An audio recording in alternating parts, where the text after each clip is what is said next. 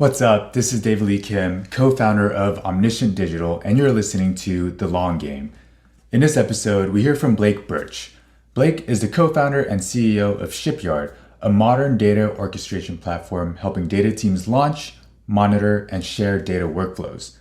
Previously, Blake was head of data for PMG Digital Agency. It was there that he led a team that developed data strategy and solutions for brands like OpenTable, Sephora, and Gap. You might have heard of him. In this conversation, we talk about Blake's mission to help automate away boring, monotonous work and examples of how he did that for himself back in his marketing days. The experience he shares are key lessons in working smarter, not harder, reducing your input, but still getting the same, if not more output. He shares his story of how he naturally transitioned from the marketing world into the data world and his take on an industry that's really hot with funding and startups. We also get into a darker side of data, how companies treat personal data, and how we as consumers can protect ourselves from all the data collection that happens without us even knowing. Like, did you know smart TVs take screenshots every couple of seconds and track what you watch? Anyway, this was a really fun conversation. I learned a lot, and I think you will too. Here's my conversation with Blake Burch.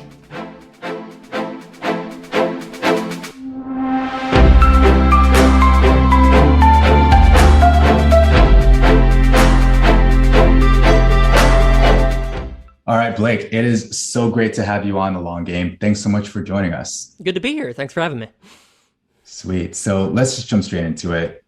You are the co-founder of Shipyard, which is a data orchestration platform, but you did not start your career off in data. So first, let's start with the founding story of Shipyard. My understanding is you're scratching your own itch. So tell me a bit about that story. Yeah, so definitely did nothing in the data sphere initially. I was definitely a marketing geek around the time where I worked for a digital advertising agency where I was just managing everyday search campaigns. I was making new keywords. I was building new ads. I was upping bids and budgets based on analysis that I was doing in Excel. And so data work wasn't even something that was necessarily on my radar initially, and kind of like skipping over a lot of the middle, which we can definitely jump into. The founding story for Shipyard was that digital agency I was at built a lot of internal technology, and one of those pieces of technology was something that allowed teams to be able to run their own scripts and automate them. And it started off as just something simple for the analytics team to be able to run Tableau data extracts on a daily basis. And then, well, some of our customers needed to have their website scraped so we could verify that they actually had inventory when they said they did. And like through this time, for my transition from being on the marketing side to being on the data side, I started building out a team called the Data Innovation Team. We're effectively trying to figure out how you could use data more effectively for our clients. And a lot of what I did was self-taught. It was me learning Python on the fly, SQL on the fly to try and figure out how I could just like automate the everyday work that I used to be doing as an account manager, but now wanted to be doing programmatically through a script. So that technology that we had, it was called Forklift. The idea was move data in a warehouse. Very cheeky naming system there. It's no cheekier than Shipyard is today. But the real idea was born out of just letting us automate any sort of scripts we had internally. And we started building out like a lot of scripts to do various different things. We had stuff that would look at a promo calendar in Google Sheets and build out a bunch of ads. We had stuff that would pull down Google Ads data and automatically change bids. We would take a look at all the queries that we showed up for and automatically remove those that had poor intent based on different parameters. We even did cool stuff like working with Google to, you know, when you look up something on Google Maps and you see like what's the live visitation, how many people typically go there and how many are there now. We worked with them to get that data that we could map up to like client store data to see could we bid in a location and actually increase those values. So it was really cool things that we were possible. Yeah. You can get the data looking directly at the results, and we worked directly with them to try and get some stuff. But all those were types of solutions that we were building. And ultimately, like when we had success with them on a client, we needed to be able to templatize them so that we could do it for every single client. And well, that meant that every single client had to have data set up exactly the same way. And so we started having this idea of templates and the application so that we could do the same thing for every client, but with slightly different ROI goals, slightly different data sets, slightly different parameters that we needed in place. And that technology got huge. I think we were, by the time I left, we were running about like 7,000 processes every single day. It was just ridiculous how much it was.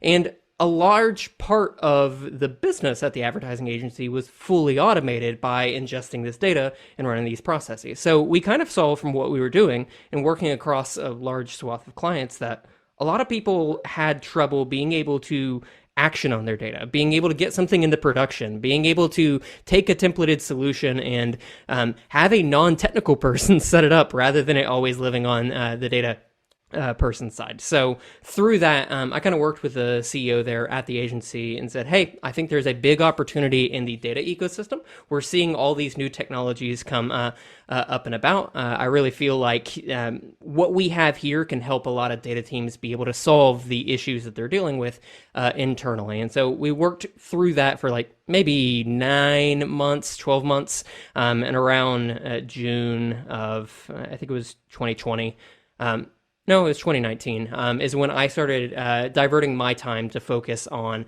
what could happen if we took this internal technology and spun it off into its own separate entity. So that's kind of the origin stories of how things came to be initially, and when we decided to split it off and take a different path with what today is known as Shipyard. And I actually probably could have looked this up, but is Shipyard still affiliated with that other agency at all? Or was it just like a, hey, yeah, you can take this technology and go start a new business? How did that work out? Yeah, so we are our own separate entity, but we are part of a parent company or multiple sister companies called Momentum. Yeah. So there's a few others in the space that have joined through acquisition. There's a few others that were internal technologies at the agency that spun out into their own thing, and that's kind of the growth plan and going forward, being able to scale out technology to help marketing, help data, help any other services in the space. So. Yeah, got it. That's cool. And so to the extent that you can share a little bit more about what you were building for clients at that agency, because I'm sure marketers who are listening to this are like, drooling at the opportunity to automate a lot of that annoying, busy work, to be honest, that you have to do as a paid marketer. So would love to hear maybe one example that is very memorable for you, where it's like you found this issue, you automated, like what were the things you automated and what were the results that came out of that?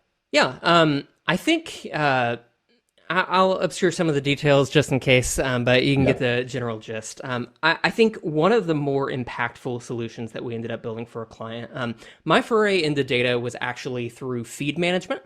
So I did a lot of stuff. They were called PLAs back in the day, product listing ads.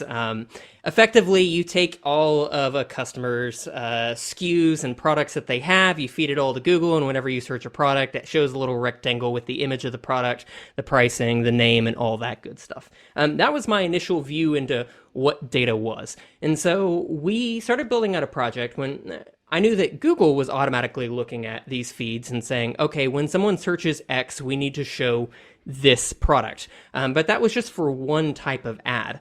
We knew that we had a bunch of text ads that were potentially showing things related to specific product lines like jeans or shirts or anything else like that. From that sort of information that we had, we figured, hey, we might actually be able to analyze what came into the feed in the last like 3 hours or whatever. How many products were there now versus what there used to be previously? What is the inventory like for each of those products? And can we map that up to our search campaigns to basically say if there's lower inventory or if a certain category has like a flood of new sort of products, can we use that data in order to be able to like greatly bid up in a specific category, or just take things offline completely. Because if we know something's a top performer and it's not there, we can automatically shut off our text ad campaigns. We can shut off our display campaigns and other stuff like that. So a lot of it was manual mapping on our side, and frankly, it came down to having really good naming systems, being able to say, hey, the way that we've categorized this product in this feed of product SKUs needs to map 100% to the naming structure in like a search campaign. And that wasn't the way that we like started off building things, but we kind of had to restructure how we built our campaigns internally for clients to make sure that the live data, or not live, it was every 3 hours or so, but the almost real-time data was mapping up to those campaigns so that we could effectively turn them on and off, bid them up and down based on the availability, inventory, and all that good stuff. So I think that's a pretty tangible example that most retailers, travel companies, anything else like that can relate to in the search space there. Yeah, I haven't done a ton of paid ads, but from my experience of running them, it's all just like even turning off an ad, pretty easy in theory, but you need to remember like, wait, which ad set was running that campaign again, and click through all those sets and find the right one to turn off. So yeah, I imagine that could save a lot of time.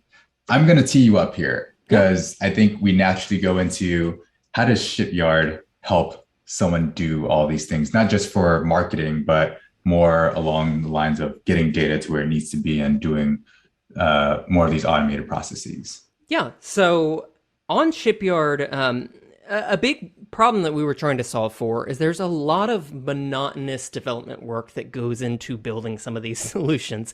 There's tons of hours wasted on just being able to connect to a different services API to get some sort of function running, or to be able to get your data downloaded from a particular database, whether it's something like Snowflake or BigQuery.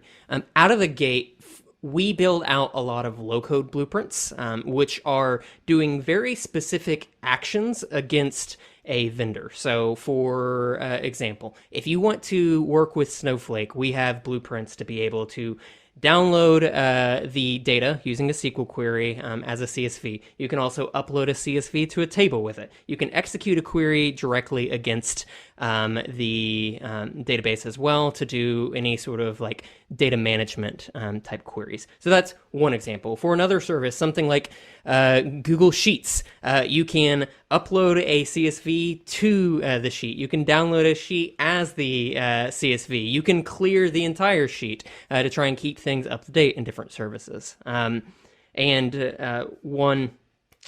One more example I can kind of give off the top of my head is like messaging services like Slack, having built-in blueprints to be able to send an alert that is just a single message, or you can send an alert with a file, conditionally based on whether the file exists or not. So these sort of setups allow you to quickly say, hey, I want to download sales data from Snowflake, and I want to find any of the customers that recently made a large sale, and I want to take those customers and send an alert on Slack to the sales team and say, hey, you should reach out to these folks and like make sure they're highly engaged. That's like a positive alert that you might have. You could do the opposite too, which is people that take some sort of action that indicates they're about to churn, so that the salesperson gets a notification so they can reach out to them and try and prevent that from happening. That would take a lot of engineering effort under normal circumstances, and for us, it's very much plug and play of being able to download data from one service, send it to another service. But as a practitioner myself, I realize that can't do everything for you. That gets you like 80% of the way there. So while we have these blueprints, we make sure that you can run your own code as well. So all those marketing solutions that I talked to you about, all those were highly custom to like our naming structures and the way that a client's feed was actually formatted. So it wasn't something that we were able to always reuse all the time. So it might be something where we were creating custom Python scripts. And the beauty of what you have on Shipyard is that you can combine the low-code blueprints with your own scripts. And if you have a script that you need to repeat continuously, you can turn that into a low-code blueprint as well, so that someone else can use it without having to know a lick of code. But yeah, that's really how things are structured on our side. And so we don't take a marketing specific approach, even though that's what our background was. It's very much about how do you take these generic things that you might want to build with your data and break them down into their just core components that you can string together to accomplish some sort of larger solution that you envision for your organization. Yeah, what I'm noticing in the like data slash B2B world right now is there's this trend where you're either very specific like use case solution or Mm-hmm. kind of general purpose. And some of the use cases you mentioned is not only the things that Shipyard does, but I heard a lot of like product led growth motions in Yep. there where, hey, a lead comes in, it's a certain persona or company or whatever, you want to send a Slack notification to your sales team, you can do that with Shipyard. Yeah. But there's also very specific technologies built like Pocus and Calixa that are specifically for that use case. And Mm-hmm. so it sounds like while Shipyard can do those things, what you're positioning yourself as is it's a little bit more general purpose and geared towards like data engineers who are trying to build more of these systems in place. Yeah, I think that's absolutely correct. And when it comes to data orchestration, we find oftentimes that people that come through our doors aren't necessarily looking for data orchestration. They are looking for how do I get service A connected to service B. Mm-hmm. But if you are just an A to B solution, that's all you're ever going to be able to do for the client. Like our goal is we'll bring them in the door with A to B, but then they can connect B to C and C to D and D to E, and all of a sudden they have a larger workflow that actually like has every touch point of the data connected together. So if something breaks, they know about it immediately, and C, D, and E don't actually run. Someone gets an alert, they know that something broke along the way, and they have a little bit more like sustainability and reliability in how their data is deployed. But I think you're absolutely correct there. It is very much a generic solution builder, but part of that comes from like my experience using tools like Zapier. I'm going to pick on them for a second, of being like a low code tool where I've used Zapier in the past, and it's a really good tool for being able to connect two services together. But inevitably with most low code tools, you run into some sort of issue where, oh, it can't do quite what I need it to do. And as Yep. an engineer, what that means is, okay, well, I still have to get this project done. So now I have to write a script that runs on its own to subsidize what the low code tool couldn't do. And so like our theory is, why not bring them together? So like you could write your own script to ingest data, or you could use someone like Five Trainer Stitch. We don't care, but you can like actively connect that to running your DBT jobs. They could run on DBT Cloud. You could be running it on like DBT Core, which just uses Python. So it's really more of a like, we'll get you most of the way there with like an A to B, but inevitably when you run into that situation, build it all together rather than having to deal with some sort of situation that forces you to maintain scripts that live separately from other Yeah. processes. So. Yeah, that's awesome. And I'm starting to go into some more of the, I'm not a developer, so I'm using the no code tools like Mhm. Zapier Yeah. to do a lot of automations and run into the exact same things that you're mentioning. So I have to go find someone who can help me write a Python script for Yep. something really basic. And then you have two So tools that you're managing. So like that's exactly. the normal. So it's trying to figure out how do we shift away from that being the norm so that engineers and non-engineers can live in harmony like in the same platform. So Yeah. So when we zoom out and look at Shipyard, what's your focus for the business right now? How are you growing? What are your challenges that you're facing right now?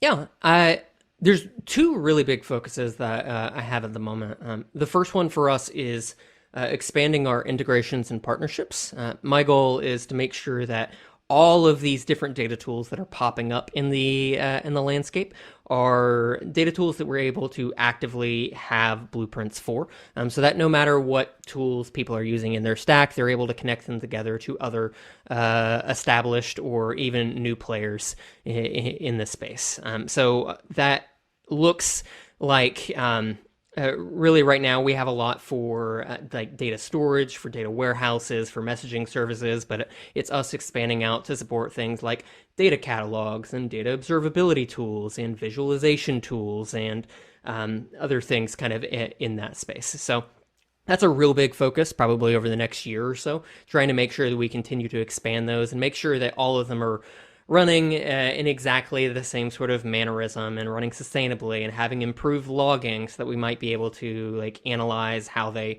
perform over time and stuff better. But that's one of the Let, bigger let, focus. Yeah. let me pause you right there. So this is actually a different talking point, so I won't jump into that yet. But with all these new data tools coming out, what you're saying is, hey, great, use all of them. You eventually have to connect them. You should use us to connect them. Is Yes. that right? That's That is exactly right. genius. Okay.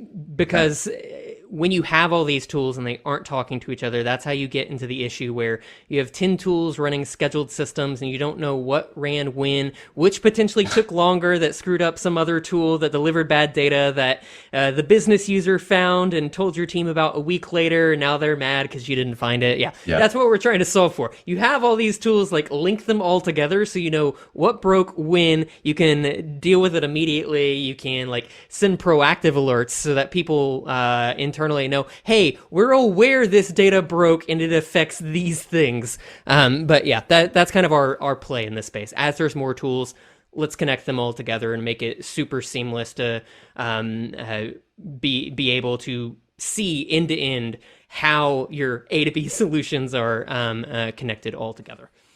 Awesome. That's really smart. All right. What's the number two focus? Number two focus for us is just improving the developer experience in general. And when I say developer, I mean it could be citizen developer, anyone that's actively using the platform. Our goal is to try and make sure that we have the right sort of power features in place so that you can do really like unique type workflows. So like one thing we just released was webhook parameters, which allows you to basically take data from another tool and react to it. So like if someone clicks a button in Slack, being able to like specifically update the message where the button was clicked, or being able to manage your like project management services. So when someone like kicks off a project and puts it into a new field that they're finished with it might be able to like knock it over to some other team so that they can do QA or something like that. But the possibilities become endless with stuff like that. But we're trying to make sure we have those power features, but they're really simple to use, and that the interface remains snappy, friendly, and that you're able to develop within the platform itself at all times. I'd say right now we do a decent job where it's very easy to set up things in the platform, but we have certain things where it might be a little bit more difficult to verify, that thing that you just added in, that it will work 100% correctly. So you have to run the whole thing to verify, did that work? Oh, no, it didn't. So I have to go back and change it. So it's figuring out how do we make that easier by allowing people to like start from the middle of their workflows, or being able to develop code directly in our platform rather than having to like run it locally and then upload it to the system. So it's really just improving the experience, making it snappy, and making sure that people are able to develop seamlessly directly in the platform. Got it. And so that second one seems very much focused on a product, and the first one is really around go-to-market, which is what I love geeking out about. So I'm curious, there's a lot of tools in this space right now that I imagine you're trying to spin up partnerships with. What sort of challenges are you running into with growing and building out these partnerships and deciding who to work with? Yeah, I think the hardest part about it from the partnership perspective is that every tool is brand new and nobody knows exactly like what to do with it and how to connect them together. So the established players, it's really easy to build out blueprints for because people have a lot of existing use cases. They're tried and true technologies that people have been using for a while. For some of the younger technologies, it's a little bit scrappier to try and figure out, okay, how do you make something that's like useful that you could integrate into someone else's workflow? Who is actively using this that I might be able to bring in? Because in a few instances, like it's not necessarily our customers that are actively asking for some of the integrations, although that definitely happens. It's us trying to proactively say, hey, how can we help you, this new tool, be able to help your customers connect what they're doing in your tool to every other tool in the data stack? Like it's a win-win situation there, but coming up with the right sort of use cases, figuring out how you effectively articulate that, how you build something that is inherently like useful for the like less technical users of those platforms. That's really where the trickiness kind of lies. And being honest, we're still trying to figure out our whole like partnership program and what that generally looks like, how we like to partner with external players, because we have worked with the more established players, which we just have to have the integrations for. It's not necessarily something where we've like built out the established partnerships. So I'm kind of using this as a shout out too. If there's any data tool out there, someone that's running a tool that wants to work with us, reach out. I'd love to be able to partner with you and build out an integration. We actually work with a couple other folks in a data space. Somehow we've managed to become known for working with companies that are very technical. So I'll actually shoot you an email after this, seeing if you're already working with these companies or not. Yeah. All right. So I mentioned this earlier, but the data tooling ecosystem is kind of going through a boom. There's lots of funding going on, even with kind of this market conditions. Mm-hmm. And I know a bunch of people that are doing data tooling startups right now. And there's this phrase of like the modern data stack that I think is still being defined, but what's your take on the current state of this ecosystem, and how do you think about differentiation and cutting through the noise? Yeah, right now it's definitely in an interesting stage where I don't have the right term for it off the top of my head, but it's we're seeing a like fragmentation in the space, because every data practitioner has said like, oh, I dealt with this very specific problem in the data space. I'm going to build a tool around it. And they're very powerful tools that excel at one very specific thing, but you end up in the situation we were talking about earlier, where now you have 5 to 10 sort of data tools to manage internally. And so I don't know how long that's going to last for before we start seeing an inevitable consolidation in terms of what these tools can do. Like a really good example is that there's the idea of these reverse ETL tools, if you've ever heard of them. Instead, an ETL tool gets data from a SAS tool into your database. Reverse ETL gets it out of your database and into the SAS tool. But that's kind of just like hanging out on its own right now. And I really feel like, okay, these ingestion providers are probably going to provide a holistic view that allows you to both load data in and out of the data warehouse. Like that's a natural consolidation that I see kind of happening over the next 2 to 3 years. And you see that through things like Airbyte acquiring Grouperoo, and I feel like there was another one recently that I can't remember off the top of my head. But the consolidation is inevitable. But right now, I think there's just like these very specific pain points that people are trying to go after. And eventually, like those components will start to be those tools will start to be components of those larger tools in the data ecosystem. And I'm curious how it's going to shake out. A lot of it might be through acquisition. Like I just saw Databand was acquired by IBM, I think, as they're like an observability type platform for everything you're running in this space. So I could see that happening more and more, but the consolidation is going to happen, especially as people start tightening their belts with the like economy the way it is right now. I see things definitely kind of shifting more that consolidated direction. Yeah. And maybe for you, I'm not sure how large the competitive space is, but when I think of some of those reverse ETL tools, think like Census, Stitch, Fivetran, like I have trouble understanding differentiation between all of those. So I'm at like maybe when we're looking at Shipyard, how do you think about differentiating and like cutting through the noise to help people actually understand like this is what we do, here's how we work with everything else? Has that been a challenge for you? It definitely has. Like I mentioned, when people aren't looking for data orchestration, they're just looking for how do I connect these tools together.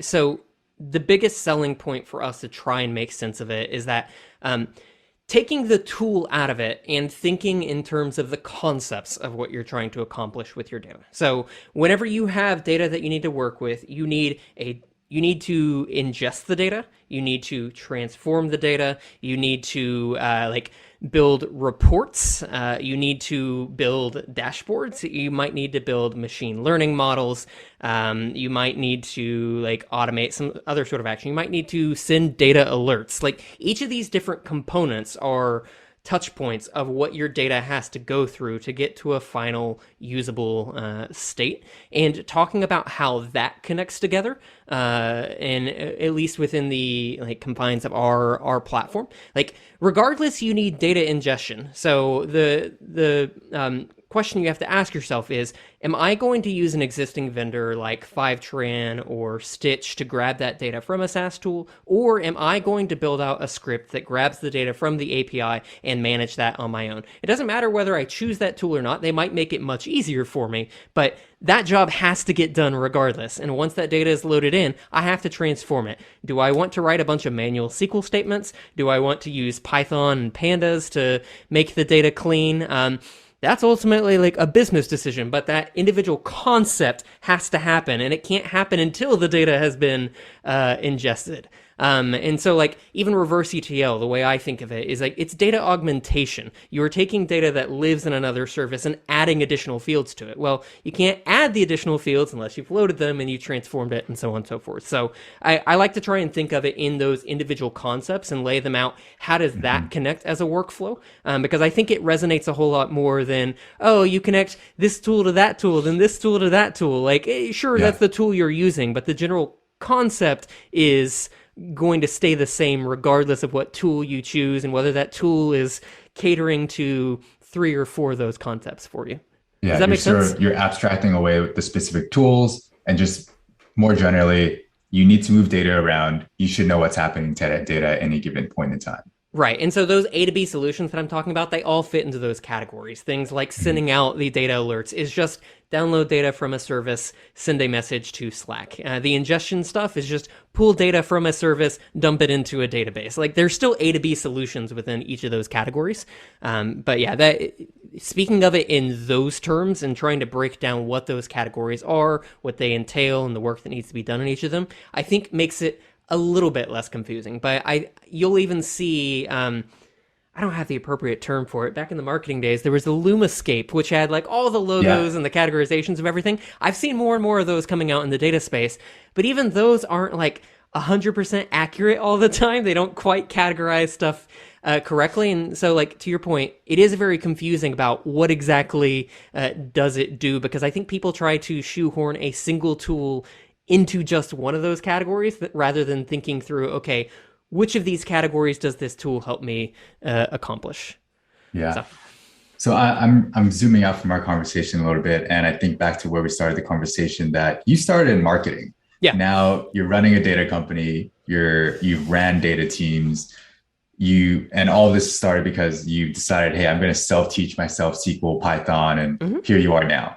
I'd love to rewind the clock a little bit and tell me a little bit about that time in your life. And I'm asking because I self-taught myself some like HTML, CSS, SEO, marketing, didn't really go to school for those things. So I have an experience of what it was like learning all these things on the side. Would love to hear about your experience. Like what was that time in your life like, working a day job and self-teaching yourself these things? Yeah.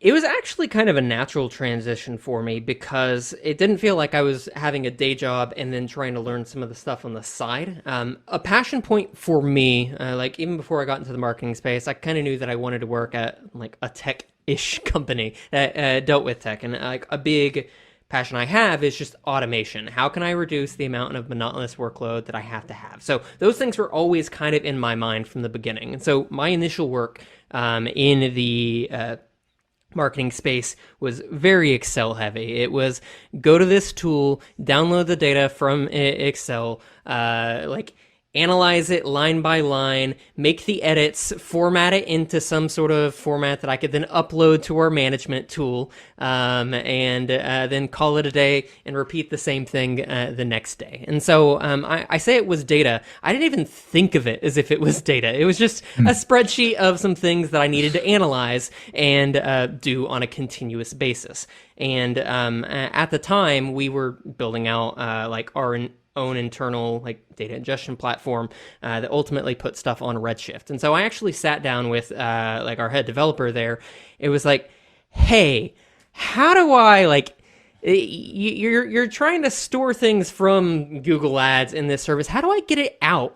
Like, what's the process for that? And they were just trying to build something where I could refresh it directly in Excel. I was like, that's great, but like, I want to know, like, how do I like get it directly from the source? And so I actually sat down with him initially and had basically private lessons. I think there were a few other people, I can't remember at this point, of like, here's how SQL works and how you need to set it up. And at the time, I found a site called SQL Zoo that I used to teach myself. I don't know if that's the best resource anymore, but it was good at the time. And it taught me the basics to where I was effectively trying to take what I was doing in my day job of this spreadsheet that I was downloading. Okay, how do I load the data into the warehouse? And then how do I write SQL to pull it out in the exact same format of what that Excel thing would be? Okay, well, now I had a bulk upload sheet that I had to make. How do I change the columns so that they directly match the bulk upload sheet? Okay, now that I had... So these were stages, right? The first one was just automate the data downloaded and analyzed. The next stage was automate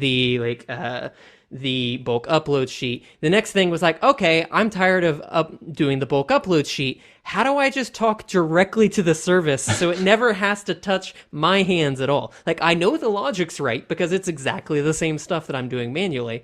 And so it was just kind of a gradual process. It wasn't until I needed to get data into these services that I actually had to learn Python, because I had to be able to take this Excel file of information that was being generated by SQL and like map it up to all of the API endpoints that a service might have. And so when I hit that stage, it was very scrappy. Like, I had an idea in mind of what I needed to do, and I just had to dig into the documentation, pester the engineering team, like, hey, how do I, like, turn a CSV into a JSON? How do I, like, love this. Yeah, like, that's all it was. But I had, like, a real goal in mind of what I wanted to achieve, and it was my job.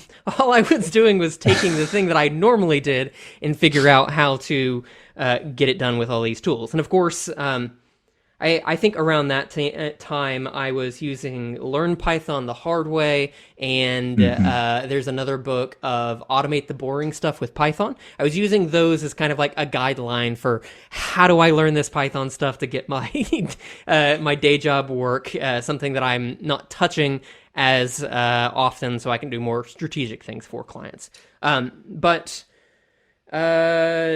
Like, the final step of that process was once I had like a working Python script that could take that bulk upload sheet and connect directly to the API, well, I didn't want it to just be running on my computer every day. I didn't want to just have to log in and press a button to make it work. I wanted it to do that automatically every single time. And that's when like the underlying technology that was Shipyard kind of came in and figuring out how to do that stuff. But I didn't even consider it to really be data work because it was just doing what I had to do in my day job. And a component that I kind of left out there, like for the stuff that I was doing with like feeds and PLAs, that's how I viewed everything. It wasn't data. It was just, oh, I have this file with 30,000 rows. I was having to manually make the logic in another tool we have to say, okay, how do I clean this? Because every single time the vendor sends it to me, it says jorts, and instead I needed to say shorts and then like separate tag of jeans or something like that. I don't know, that's a terrible example, but it's what popped up into my head. But those types of rules I had to make over time, and like one aspect of it is that we used to have like thousands of these rules running at a time, and when these rules ran, they would overlap each other. So you might have 4 rules that all touched the same like category column, and I was trying to figure out how do I minimize these. So I had to teach myself regex or regular expressions to be able to say, can I map to things in bulk rather than having to say exact match to this specific thing and change it. And that, of course, developed to where it's like, oh, now that I made rules to adjust all these fields, oh, I can apply that same sort of stuff to Python, where I ingest the data and use regex to change like a specific field. So anyway, it just kind of naturally evolved itself. And as I had new ideas of what I wanted to accomplish, I was kind of given the go ahead, like, try it out on the client. There were some losses, not monetary losses, just things that didn't work out as I intended them. But like having the push from like my managers initially to say like, yeah, sounds great, do it, was what helped. I love that for two reasons. One is like work smarter, not harder. Like Yeah. I won't say you're lazy, but it's like, how can I be as lazy as possible? I'll still get everything done, but with less effort from me and like just building that leverage. The second one is, this is something I try to tell other folks who work in bigger companies is, it's not part of your roles and responsibilities, and your manager's never going to tell you to go do it. Yeah. But if there's a better way to do your job so that you don't have to work as hard, just go talk to whoever you need to talk to figure it out. Like learn from the engineer or something. Like I'm sure they're happy to geek out about how to build the thing you want to build. So whoever's listening here that's in marketing that feels like they're doing a bunch of manual busy work, figure out how to automate it. There's a way to do it. I love that. And it's funny how it evolves over time, because I went from knowing nothing to when I left the agency, I was running the like SQL trainings for the entire organization because we were trying to build out data literacy. So started from nothing and eventually was helping everyone figure out how do you relate this to the work that you do in Excel. So yeah. So one thing I want to point out that's sort of the elephant in the room with data, and we kind of had a back and forth about this before we chatted, but these data platforms require data, usually about people. And there's a lot of conversations about data privacy and data leaks going on, what seems like every day. And there's, I mean, I forgot where the data was from, but there's been exponential increase in like attempted hacks around the world. So I know you've dealt with a lot of digital marketing data that you said has creeped you out. So tell me more about how you think about data, and particularly as a person working in this space. Yeah. So when it comes to like the personal side of things, I don't really want to say that I've become a nut, but I really don't have a different describer than just very protective about my own personal data that actually gets out there. So I think you and I like chatted back and forth about a lot of different strategies, but I think a lot of them boil down to just trying to make sure that each vendor that you provide your data to, that you try and keep it as unique as possible. Because the problem is when there's these data leaks, or if people are actively like payment processors are taking your credit card data. You have, I remember back in the day, I don't know if this vendor still exists, but Avast, which was a free antivirus software, was selling all of their like customers' data about what sites they were visiting and stuff to I didn't know that. I don't remember what the name of the company was that they sold it to, but that was one of those things that creeped me out. Or things like smart TVs taking pictures every 5 seconds and sending it to a server so they can map up like what shows people were watching. Okay. Wait, that's happening now? Yeah. No, that was happening like 5 years ago, David. It's probably worse now. But like all those things, they ultimately get like sold on kind of like a brokerage to where a marketing agency or a company might buy it and try and map it up to their data. The best way that you can protect yourself is trying to make sure that that data can't be mapped up. So certain things like emails, lots of custom companies when they're doing advertisements are trying to upload like their list of customer emails and matching it to Google or Facebook or anyone else like that to better target those individuals. If you have a unique email for every service that you use, it's something where they can't map that up, so they can't actually verify that you're the same person. Like for me personally, I manage my own domain, blakeburch.com, and then I have the ability to do a different email alias at the beginning for each of those. There's services like Fastmail that I think. So I use Fastmail, and it's something where I can set up each of those individual aliases all to go to a single spot. When I reply, they see it from like their company name at Blake Burch or something like that. But Fastmail and OnePass just did a integration recently where you can actually have a randomized email address that's effectively a throwaway, but it all goes to your current location. So like I get a lot of LinkedIn spam, whether it's recruiters or people trying to sell their like remote development talent and stuff to me, to where I have a throwaway address on there, and it'll all come in, but I know it's coming from LinkedIn, and I can turn it off at any given point in time and build a new throwaway. But having that in place ensures that you have control over if people can't email you anymore, and also like the inability for people to map it up. Same thing applies for stuff like credit cards. I don't go that heavy into this, but I know there's tools like privacy.com, which allows you to automatically generate new credit card details that are tied to a specific service that have like a specific dollar limit, so that every company you give your card to actually has a different card information, so that no one can map up what's all of your purchasing behavior to be able to target you more effectively. And like the last one that I'll kind of mention is like the whole idea of smart TVs capturing what you're watching. I went through a project recently where, are you familiar with Raspberry Pis? Not super familiar, but I know what they are. Okay, so I got a gift of a Raspberry Pi from my mother-in-law like 4 years ago, and I never used it. I felt so bad, and I finally found a project where it was good.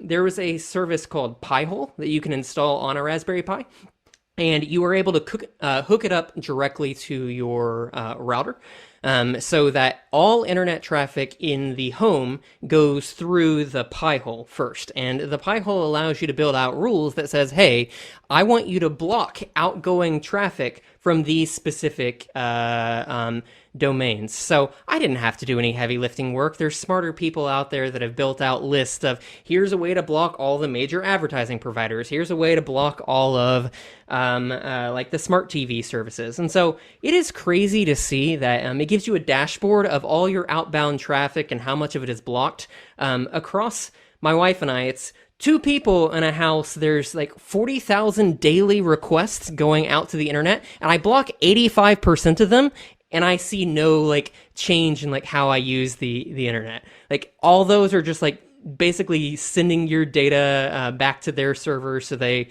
can accurately capture it. So I'm able to do stuff like my wife still loves Facebook and uses it for everything. Her phone has access to send requests to Facebook because you have to for the app, but nothing else on our network does, which prevents them from being able to map that stuff up. And it's funny because all this data tracking has actually like ruined like holiday surprises for us in the past. So like at Christmas, we buy gifts for each other, right? I research a gift a lot. That gift that I'm looking up, all of a sudden she gets an ad for it because she was on the same Wi-Fi network. So she knew exactly what it was whenever it got there. Like that was before I set up this whole system. She was like, I've never searched for this before. Yeah. Oh, Blake must be searching for and it. I'm surprised more people's Christmas aren't ruined by advertisers sharing data, but that's my story and kind of what I've seen. So I just try and put those efforts in place to make sure as little data as possible is getting to those services, but when they do get the data and I actively provide it, that I'm giving each company slightly different things so that like it can't be mapped up in aggregate. It's not perfect, but it makes me feel better because I've seen what's under the hood. So I have to ask because when you shared a list of all those different tools that you could use, I use a couple. Like I use 1Password, and I'm starting to use different credit cards for different vendors now, which takes a lot of time to change that information. But it seems like at a certain point, there's marginal benefit to put in all this effort. So how do you decide like this is worth that effort? Like, why is it so important to you? I don't think I really have a good hard and fast rule for that one. I think it's like the credit card one that I mentioned to you. I don't do that because at the end of the day, well, frankly, it's the points. The points for credit cards are much better than what I can get from doing it on a system like that. But I think for a lot of it, it's more the personal information and spam that maybe I just don't want to have. So like other things like I think it's DMA, the Digital Direct Marketing Association, has like a thing where you can unsubscribe your house from all like mailing newsletters, and there's another service you can sign up for to not get all the ones for what is it, like credit agencies and stuff like that. So for me, it's just about minimizing how much like spam I'm getting, but also trying to make sure as these data leaks and stuff are inevitably happening, that I reduce my overall risk of like my information getting out there, being misused, or anything else like that. I have a stupid amount of accounts, and I'm gonna actively look it up for you, just because if anyone can top me, send me an email because it's ridiculous at this point. I have 707 accounts in 1Password. Wow. It's a lot. So when I have that many, like there's a certain point in which I'm going to get leaked. So I just have to make sure that it's distinct. But I also think like companies are starting to do a better job of some of this stuff. You asked like, what do I try and do as a data company to make this stuff better? Making sure that the tools I use are anonymizing the information as much as possible. So like our application has videos to where we can like see how people are actively using the application. Practically every single field is blurred, and it's a anonymous ID that I'm not able to tell specifically who it is, but it still gets me the information I need. How did someone actively use with the actively engage with the platform? And I think it's on the businesses to like, there could be a benefit if I wanted to map that up to the specific customer that had a specific problem, but does that benefit override like the value of having all of that data being purely anonymous? And in a lot of instances, I think that just kind of comes down to like a moral gut call as a business leader to decide, do you really need that extra field, or is it in the best interest of your customers to not capture that information, or to anonymize it before it gets into the hands of data analysts and scientists and all that good stuff? Yeah. Yeah, that makes sense. It feels like there's some sort of irony as business owners, as marketers, where we're dealing with a lot of sensitive information. We do not want our sensitive information being in the hands of other people like us. So making sure we're putting those things in place. So I have a couple action items after this to go set a few things up. It's funny. My girlfriend and I watched The Social Dilemma last year when it came out, and that sparked a lot of different things for her. She's not a marketer, so she wasn't sure how it all worked. But she was like, wait, how do advertisers know to show me certain things? And I was like, oh, let me tell you. But my conversation with you just now is an entirely another level. Like the smart TV thing, had no clue. I feel so behind now. So I'm going to tell her about that and see her reaction. Yeah. All right. So I know we're coming up on time. So I got a couple questions to close this out, and then we'll call it. So what's one opinion you have about business that you believe, business or data, let's put it there, that you think people would disagree with?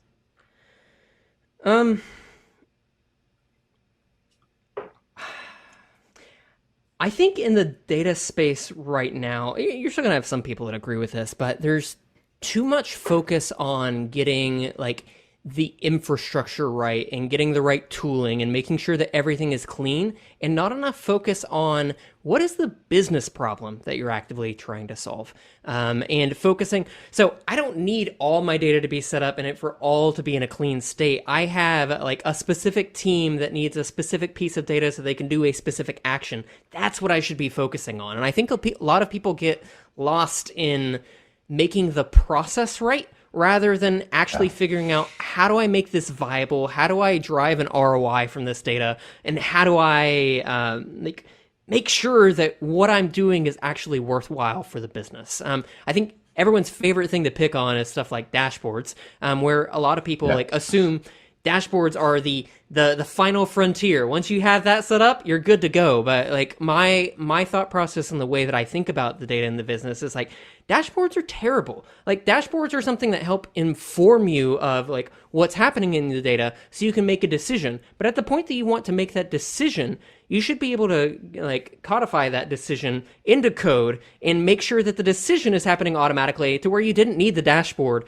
in the first place. You might want to build a dashboard to verify, was that action doing the right thing continuously. But I also think, like you have the phrase, don't let perfect be the enemy of good, or I'm butchering the phrase, but I feel like it's that way for a lot of the data space as well, that ultimately it doesn't matter if it improves performance, if it saves time, because saving time is a performance improvement in terms of like salaries paid and everything else. But focusing on those specific action items that you can use an action on your data for, it's not happening. And it's kind of strange to me. It's like a mission of mine to figure out how do we get people talking more and more about what they do with the data rather than just having clean data that people can view in pretty graphs. So yeah, the process and the data is a means to an end. It yeah, shouldn't be the end itself. Yeah. yeah, I've run into a bit where it's like, I don't care what you need to do to get the data or like what process you have in place. Let's just get it and we'll figure out if it even needs to be automated later. yeah. Great. So what's one piece of impactful advice you've been given? Ooh. Um, I don't know how applicable it is going to be for something like this, but I will say like the journey of starting a business and building it from scratch is very arduous. There's a lot that goes on behind the scenes that a lot of people don't see, and I think you always want to. You always want to make things better. You always want to improve it. You're the most tied to it. You know all the things that are super wrong, but like you have to take a step back and just reflect on like look at all the great things I've achieved so far and realize like I'm just entering the next phase of this journey, and it's okay that I can't do everything because I know I've done a good job at all of this so far and we'll get there over time. I think I'm a type of person that is constantly pushing for things to get better, to go, and I think just getting the advice from like other founders along the way to just take a step back, chill out, and realize you've done a good thing so far, and approach like the next step as not like the next task to be done in a series of tasks, but rather like what's your next large initiative, and to choose the way that you plan on approaching that, have it happen for 3 months, and then go back and say like, oh, we did a great job doing this and we learned X. Okay, how can we achieve the next big thing, rather than focusing on every next little improvement that needs to happen along the way, because you'll burn yourself out.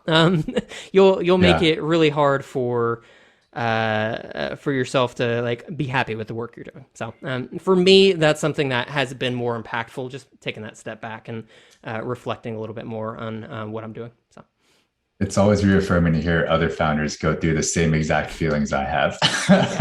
Like step away from the anxiety driven like next task you got to do, and more of like, I'm so excited to work on this next thing versus feeling like it's a drag. And sometimes you got to focus on yourself too, right? Because if you're not doing well mentally, if you're not like refreshing and restored, that comes out in the work you're doing and the way you lead your team and everything else. So I think it's tough to remember that.